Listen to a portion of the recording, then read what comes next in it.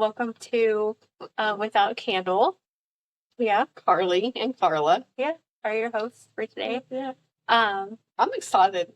Yeah, I actually enjoy these chats. Me too. Because we don't sit still long enough to actually to have chat a real about conversation. the It's things. always just, down to business and then off we go on a merry little way. Right. I'm excited to hang out with you. Yeah, me too. It's a good Monday for it. I feel like we don't have any real need for anything today, so we don't have to rush. We can just. There's no sense of urgency for you. Yeah, no. So we're still putting out fires today, not until 5 o'clock. So yeah, now we've got some time to hang out and chill. Yeah. So those of you that are watching the video of this, you may notice a different background. We thought we would utilize the whole shop and just every episode kind of do a different section. That way you had something else to look at. So today we have our body bar behind us where you can make custom blends of lotions and how we have the room sprays. The balls for perfume. Yeah, so you guys will have to come check that out or follow the Facebook page. Absolutely. And the why on this is a completely different episode. Yeah. So bear with us until we get to that. Yeah. Right. So today, I'm really excited to chat about this discussion that we get quite often because with having a brick and mortar, I feel like we get a lot of people that come in here that have no idea anything about this, or it's their first time coming in, or maybe they're not, they're just introduced to it and they're doing all this research and seeing all this other things on social media. Right. And they ask questions around, well, can I do this? Or is this practice okay for us? So we really wanted to deep dive into gatekeeping within spirituality, because I feel like it's a pretty heavy and important topic. Absolutely. And one of the big parts of that is if you're not gatekeeping, I feel like there's a truer sense of community. I feel like there's a truer sense of appreciation. Mm-hmm. I feel like there's a truer sense of belonging. Mm-hmm. I feel like we have a lot of good, deep aha moments. Yeah. Just because we are open to sharing, and then oftentimes we share, what we teach and what we believe in, what we practice. But we'll tell them, just because this is how we are, doesn't mean that's how you have to do things, right? Yeah, it's all about what feels right to you, no matter what type of path you're on. Mm-hmm. This topic has been sitting with me for quite a while because just recently we had a good friend of ours coming here who has been coming in for quite a while, mm-hmm. and she ended up having a pretty vulnerable conversation with us because she started asking questions. Yeah. And she ended up having that emotional release in here because she was like, thank you. You remember that conversation? And of course I don't remember that conversation because there are so many. Yeah. You do have a lot. I know you have to be careful about saying names. I don't want to do that on here. But it blew my mind because in conversations with her and her coming in, I had just automatically assumed she was already set in her practice. That she was already well established. Yes. But even on that note, even if she was, it doesn't mean she can't change her mind. Right. Or that you can't change your mind. And I think that's a big thing, too, in some of these conversations. Yeah. It's just because something sits right with you for 10 or 15 years, there may be something that just drops in the bucket one day and you're like, no, I'm good, right? So, and we have a lot of good conversations with all walks of life. Yep. Just last week, and we don't push any one religion, and we don't dismiss any one religion. I want to say that too. So anywhere from people that practice Catholicism, mm-hmm. or that are Christians or Buddhists, we have conversations with so many. Yeah. And I learn a lot from people too. And that's a thing too within this topic, mm-hmm. is remembering that you are a forever student in spirituality because mm-hmm. you're always constantly learning something. Your ideology or your viewpoints have changed. Or something has just come to light that you never knew existed, right? And so when you have people on the internet showing you that you need all of these things, or it has to be this way because that's their practice, or dismissing your beliefs because it's not their beliefs, and making you feel like you aren't a witch, or you aren't, however you want to title yourself if you choose to, isn't legit because it's not theirs. That's not what we know. That's not okay, right? Not in my book. I mean, No. y'all, there may be some people, Karlie, watching this and be like, oh, it is okay. Because that's their practice. Yeah. And I understand sometimes too. There is close practices that we do Yes. have to be respectful Absolutely. of. Majority of it is very personal and very intentional with yourself. Bottom line. And there are some things too, like when we teach Reiki, Karlie will teach the traditional ways of Usui, for example. But I also, in that same class, there's guidance on using your intuition. So if you're doing something by the book and you have that little whisper or that little tummy inkling that maybe you should do something different, and you don't honor that, you don't honor your intuition, it's not. Then are you harming the practice? Like, are you harming your practice? Are you honoring the greater good? Are you honoring the higher vibration? You know, that kind of thing. I had recently just read like a little tidbit that said spirituality does have a price tag, and I feel like because it is so invaluable that if you're not honoring yourself within what spirit is guiding you to do, and even in those type of modalities and tools, yes, we are taught a certain way, but why can't we expand them? Right. You know, and I feel like if we're not allowing ourselves to expand on that from spirit, then are we doing ourselves a disservice? Right. Are you doing your practice justice? Your own spirituality, your own your own karmic debt. Are you honoring what you could be? I just got goosebumps with that. Man. That's a huge one. Yeah. So, and I do understand too that on some level that can be frustrating for clients and customers alike, and even our friends, because we do have some people, and we are going to cross more people or have more people cross our path that want that very structured ABC teaching, right? So, I mean, if that's what you want, then you can still come to us and be like, okay, what is the traditional teaching of this? But then I'm always going to follow it up with, like, you know, some intuitive guidance as well. Absolutely. So, with all of that being said, we kind of want to define what gatekeeping in spirituality is, just a tad. If you come across people that are saying you have to do X, Y, and Z a certain way to be legit or be a real witch or be true to spirituality, gatekeeping, right? If you have to have an initiation into something, if you have to have a certificate in something to be legitimate within spirituality, well, that's also gatekeeping, right? Oh, absolutely. And so even just information, just those people that won't have real conversations with you, just that don't want to share. Absolutely. Like, well, I studied this for 25 years. Like, you need to go do your own homework. And there are some situations where that is true. Like, someone has spent their whole life doing the things and practicing the things and reading the things and blah, blah, blah. However, if I spend 25 years doing something, I want to share.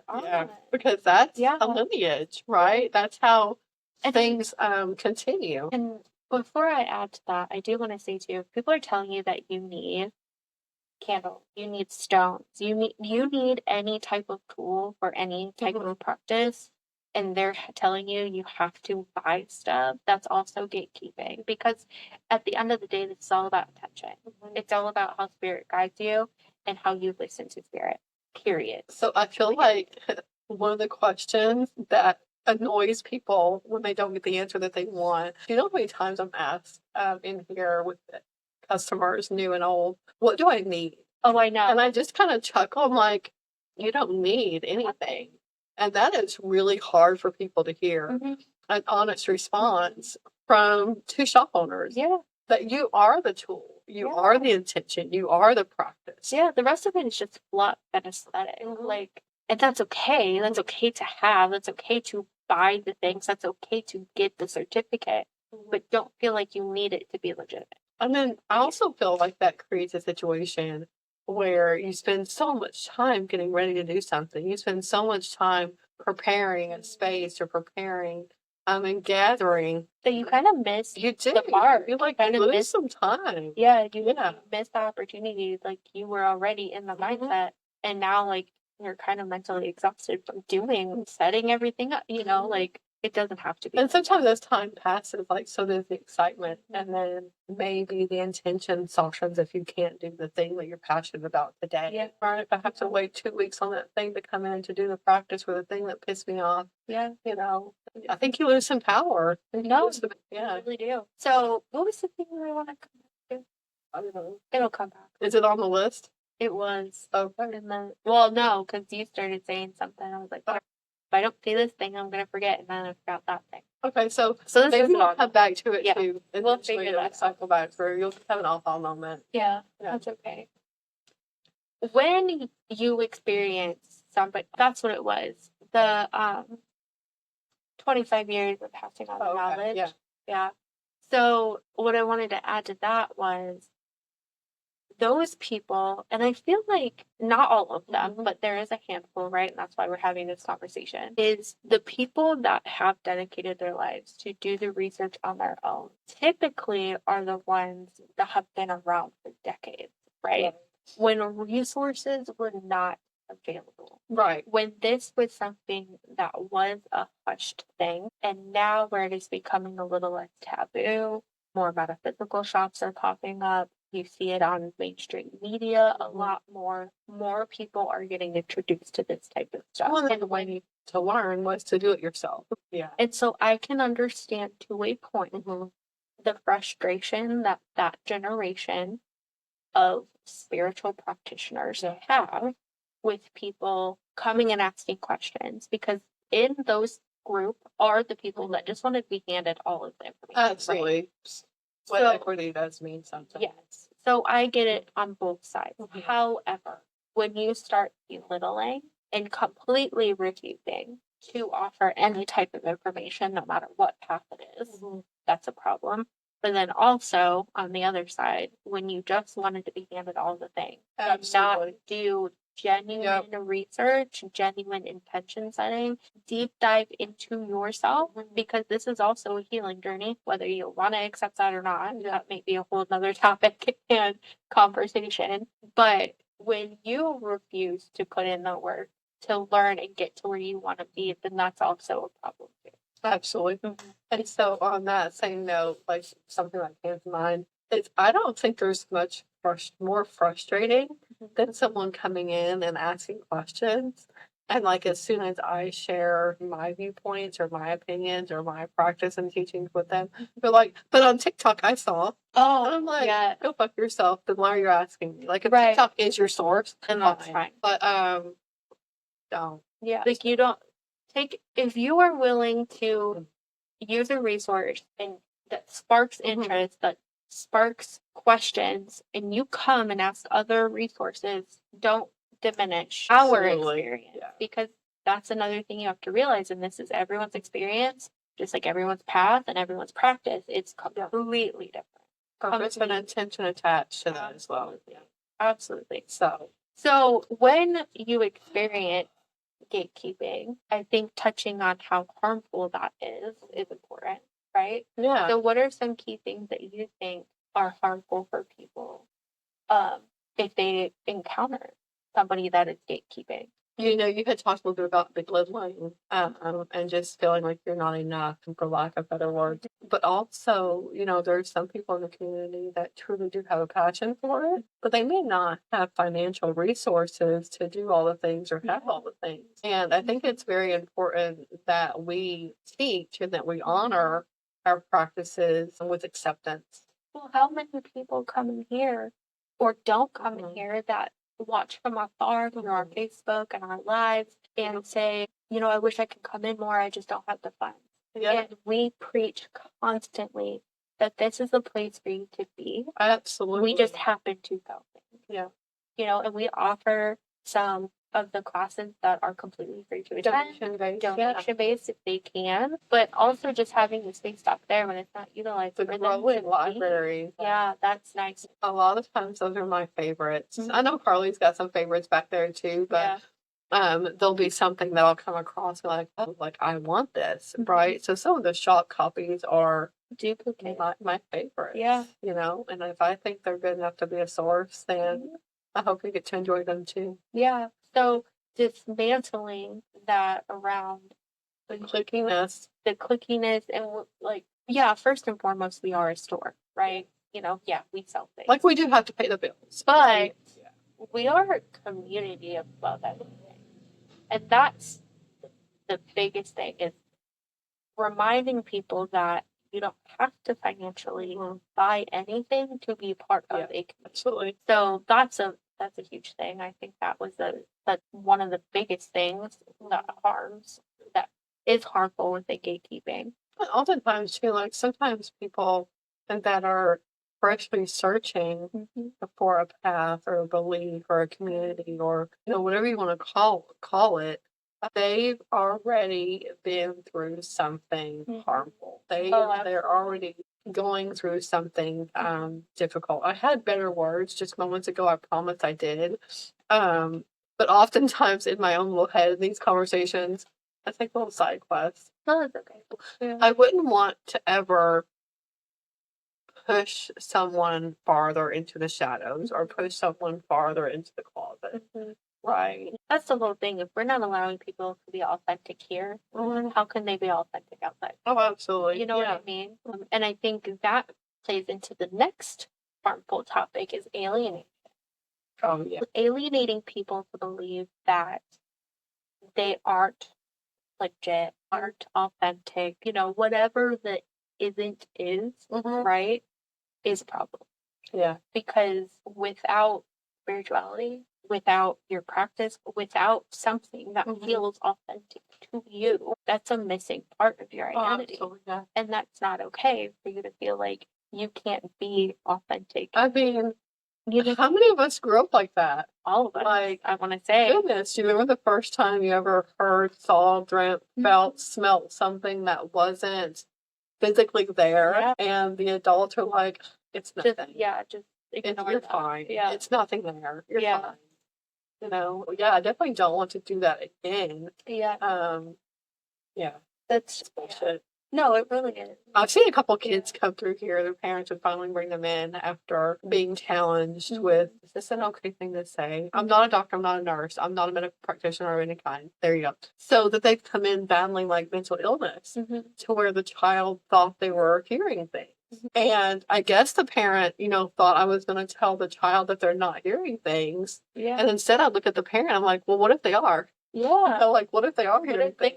So what if they are experiencing that? Just because you are as an individual doesn't mean that they aren't as an individual, no matter their age either. Oh, absolutely. From little bitty, man, there's some kids in my life that made me realize that reincarnation was probably more legit than not, right? Those kind of things. So, but and if we ever, just talk to us, right? Yeah. Just talk to us. Yeah. And one thing that I am experiencing with a client is feeling like they're wasting our time. That's another big one. Because if you are authentically showing up for yourself and progressing in your practice, I will equally show up and listen and help any way I can, as long as you are also.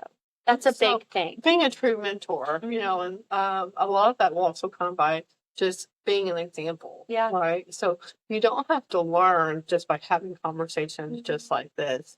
You may cross, you know, the store's threshold and come in, and we may already be talking to someone else about something. You can learn just by being in the space. Oh, yeah. So I kind of understand. There's a catch-22 to what Karlie just said. Yeah. Because we do have people that want to just be entertained 24/7. And we're not here for that, right? We're not here for your entertainment purposes. And that's why I said, if you are truly showing up for your practice and in your journey, we will equally show up. But there's other ways to give back, right? Like, it doesn't just have to be financial. So, I mean, we have some people that there's just an energy exchange because we know wholeheartedly they need something. Right, absolutely. And sometimes the finances, right? We don't want to gatekeep, and we know that within moderation, obviously. But yeah, those are some of the top harmful things that I feel like people that do gatekeep may not even take in consideration. So what about, this is a different episode, you share that with you too. So in the past we've had yes, some people come in with this know-it-all mentality. and that our way is the only way. And then they overshadow, well, they try to overshadow the whole space with their beliefs and their teaching. Yeah. So, I mean, that's kind of tricky. You gotta pay attention. You gotta pay attention, because if someone is doing that, then they're only wanting to teach you their way, their ideology. Yeah. Right. And that's a problem. Yeah. And this might be a little extreme of a comment to that. Almost very culty. Well, absolutely. It's almost very culty. Mm-hmm. Yeah, and we're not about that. Yeah. We're not about that. So, some of the myths within gatekeeping, right? That you need to be all of the things to be spiritual, right? You don't have to be. I know, like, you don't have to be shit to be spiritual. What do you mean by that? Like, you don't have to have any titles. You don't have to have any certificates. You don't have to have years in service, years in practice. You don't even have to have a specific path. Absolutely. You don't even have to have. There's a name for that, Karlie. For not choosing a path, or for choosing all the paths. Right? Like omnious or eclectic, like those kind of things. Like, those are incorporated as well. Okay, go ahead, scroll. No, that was side quest. Crap. Overseeing, cultivating. Yeah. Need to be all the things. You don't need to be anything. You don't. That's what. Yes. So one thing that I think people forget is that there is spirituality in all religion, but there doesn't have to be religion in all spirituality. 100%. And that is something that I teach when I do my one-on-one classes with people that are entering into spirituality. Is there's a good chance you just have you just have to have a connection to something. Now you got to figure out what that something is. That's it. And whether that is just a connection within yourself and your divine and your spirit, or maybe that's a connection with, Mother Gaia or Mother Earth, or however you see that deity, or a specific path. God of your understanding. Any god or goddess of your understanding. All of that. So that's one myth, right? Is you don't have to have a title. You don't have to be all things to be spiritual. The other thing is, well, actually, no, that is the myth. That is the only myth, right? Yeah. So, do you have anything you want to share on, like, a personal, like, story within that? Within, like, how you've experienced things? Or, like, when you first started? Well, I think a lot of us start not knowing that the things are a thing. Yeah. Okay, so I'm not doing riddles. But, like, if you... What are you? but maybe. Am I gatekeeping? Yeah. But, so, like, for example, Karlie, do you remember the first time maybe you heard your guides? That you didn't know that they were guides? Yeah, I mean, I always feel like they're yelling at me. Because you don't listen. I know. I'm just kidding. Yeah. But, so, like, before you knew that was a thing, I forgot where I was going with this. Anyway, yeah. Okay. I think we're just excited. Shit. So, I had asked... Story about not being things, right? Like, you don't have to be anything to be spiritual. Right? Yeah. So, like what's a personal story you have with that? Okay, so that's where I was going with that. Like, at an early age, having these gifts, not knowing that they have names. Yeah. Right? So in that sense, I was just a child and just a student in life. So on that note, and when we say you don't have to be anything, we truly are. Like, that's not the meaning. We're meaning that you don't have to have any specific titles or degrees or that kind of stuff. But in that sense, as a child and a student, I had no other pre-qualifications, right? No. That doesn't mean that those experiences weren't important. Right. Does that help? Or how you believe in those things, or believed in how you felt about things. That's when you were still deep in the church. So you still felt spirituality, but just on a different level then than you do now. I understand. It didn't sit right with me. Nothing about the church to sit right with me. No, I agree with that. Same. Not that I didn't love the people in the church, because a lot of them were family. Not that you have to love all your family. There's a lot of side quests today. But it was just different. So I could see the good, the spiritual side of things, and just, like, wandering the woods, playing on the farm, playing in the creek and playing in the water. But at that time, I didn't realize it was anything spiritual. Okay. It was just being a child. Yeah. And now looking back at that, you're like, oh, wow, my practice is deeply rooted. Oh, absolutely. Oh. Out of the gate. Yeah. So, okay. And what about you? Do you have any aha moments of growing into all this that you're like, oh, really? Honestly, it goes back to the story of finding out that Daniel and his family are Norse pagan. And because that is when I started my spiritual journey and started figuring out what paganism was, like all that, finding a path that I really resonated with and was excitingly sharing that with my husband. And then the aha moment of that was his childhood. That's how they grew up. And like that was their religion. And not knowing that for the first 6 years of our marriage. Do you think he realized that that was their religion? Yes. Okay. Yeah, they were very open about it. When I talked to his parents, they told me that like they would do ritual and things like that. So it was very like open within them. And then they lost away for a while, and that's okay. Life, right? Yeah, and like the military and moving and all that things for them. So it actually wasn't until it came to light that that is what I resonated with, that they all actually started getting back into their practice. So that was kind of like the aha moment of, okay, this is the real deal type stuff, not just feeling like, am I picking this path because I'm picking this path? You know what I mean? Did you ever feel like all of this or any of this was make believe? When I was a kid, yeah. Especially because that's when we were being toted around to all these different denominations within Christianity and like learning all the different paths of Christianity. That I was like, oh, we're just playing. Like we're just playing. Like I was always the kid that would be out in nature and find all the things. You know, I was like, I don't know what you would call it. I was the collector. You were a hunter gatherer. Yeah. I was always like all the things. Like keeper of the trinket. Yeah. Okay. All of the things when I was a kid. And I thought I was just playing, and now I'm like, oh no, I like it all. I collect everything. You probably listened better as a child to your guys than you did as an adult. Probably. You're not wrong. I'm stubborn as an adult. So well, the things we think we don't get in the way sometimes. Yeah. Yeah. So moving from gatekeeping, right? How can we help people build their own practice without permission of all this other stuff?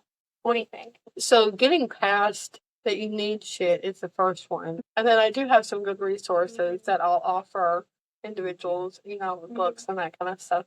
And just time or space. Yeah. I think the biggest thing is starting with what you already have and what you already know and figuring out from there what resonates with you the best. The curiosities. Yes. Yes. And then also remembering that your own intuition is such a legit source because your body and your spirit already knows what is right for you. And 100%. Listen to those cues because they're going to tell you that. Listen to that. So oftentimes after people hear, I'm not going to take this candy out now. Take it out. For those listening, her face is so funny. Okay. I mean, that make it edit out anyway. I just thought maybe you guys could hear the who knows? candy sound. So, yeah, the curiosities came to mind, right? Of like letting people be curious and letting people touch, you know. So a lot of times when the family comes in, the first thing you'll hear an adult say is like, yeah, don't touch anything. Yeah. And I'll quietly go over to the family and I'll be like, actually, you know, as long as they're respectful, it's okay. They can touch all the things. Yeah. Right? Like that's how you learn. I love saying that to people that are just learning about stones. If they're like, well, what stone do I need? It's like, I don't know. Your body will tell you. Pick it up. Touch all of them. Touch all of them and then dig to and see why it sat with you. Yeah. Go back to the one that your intuition is telling you to go back to. And same, like, you just people love that. People love just like. Are you sure? Yeah. Just be careful. But yes, you know. Some of those programmed. Oh yeah. Yeah. Wants to be but we were so programmed not to touch things, you know. And I feel like that's one of your senses. That's how you connect to things. You're not going to connect to things if you're not using your senses. I prefer you not lick things in the store, but touch whatever you want to. So does that help answer your question about how we honor the aspect of not gatekeeping? And I think also too, when you find things, especially things that other people are doing, like make it your own, honey. Because how I set up my altar is not how you're going to set up your altar because it doesn't resonate with you. Well, it may not just be, you know, I may like the idea of how you set up your altar, but time could be an issue, space could be an issue. You may not like the same stones that I do. Or kids could be an issue. Like anything can be an issue, right? Do what you can with what you have. And I think that's coming up too. Yeah, I may have jumped ahead a little bit, but no. That goes along the same thing. So without comparison too is a huge one within gatekeeping. So without comparing yourself to others, and without people. Yes. Kind of like the overshadowing situation we were just talking about. Overshadowing. Yeah. And then also the difference between learning from others and feeling like you have to be them is a huge one too. So you can take tiny tidbits from anybody you learn from. Absolutely. And make it your own. Use that in your identity. Use that in your practice, but don't feel like you have to be a carbon copy of your mentor, of the person you. Oh, please don't. Yeah. Don't copy me. No. I mean, in a fun way, and legitimately. That came out more shitty than it was supposed to, but I don't want anyone to try to live up to anyone else's expectations. Yeah, no, right. Because I'm not doing that. No, and how I feel in my practice doesn't mean that's how you're gonna feel in your practice, or it just anything. Just anything. Don't feel like you have to compare yourself to be legitimate. Yeah. You don't have to have all of the fluff. You don't have to have all of the tools. You don't have to worship one specific deity. You don't have to, and that's okay. So how would you, if someone was to walk through the door right now and ask you how to find or create a space for themselves that also empowered them but included them, what do you think? So that would be hard because, and this is gonna be a little off at first. I always tell them to sit down. Okay. Just sit down right where you are.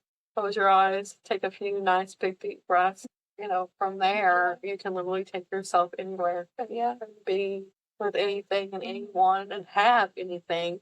When you use your mind's eye and your intuition in a meditative state, there is nothing off limits. No. How would you? So I feel like you were asking for a physical thing. So yes and no, because I do really love that answer. But I really want to touch on if somebody is getting into this practice, right, and they are going to different metaphysical places or even different metaphysical events, like vendor events, things like that, what are some things that you would suggest to that person to be on the lookout for, whether they are avoiding or whether they are looking for something that is okay? Does that make sense? So the conversation is huge. Verbiage.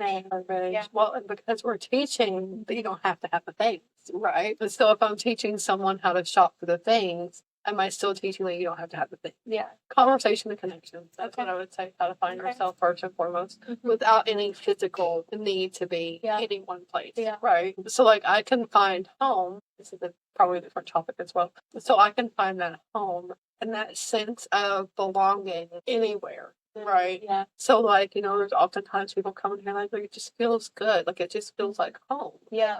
But I don't believe that's because of the place. Yeah. It's the space. Yeah. And that's really tricky too. Absolutely. And the conversation and the connection. So when you're traveling, look for those conversations that just feel warm, right? That just feel good and true and honored. For me, that's what I do, because Daniel and I travel a lot. And one of our favorite things to do when we do travel is go and visit different metaphysical stores. And I always can tell right off the bat, as soon as I step a foot or two in the door, what the energy is like. And and 9 times out of 10, this is true. If I feel like the energy is off, the person working is trying to push stuff on me. Gotcha. Yeah. Well, I think that's also a difference, too. Yes, Karlie and I are shop owners, but we're not pushy people. And we have stake in the business, too. So we're not just employees. I don't just work for, this is us. I don't know how to explain that better. Yeah. So it's different than going to a chain or a place that's we're not working for somebody where it is our job to push stuff. Yeah, absolutely. We are working for ourselves in a sense of offering all of the things for people and being a resource regardless of that is for them. There's no quota. There's no we don't have to push sales because people know that they can either come here to buy something, that they can come here for energy work, that they can come here just to be. We know that whatever happens the day that we are open is how it is meant to be.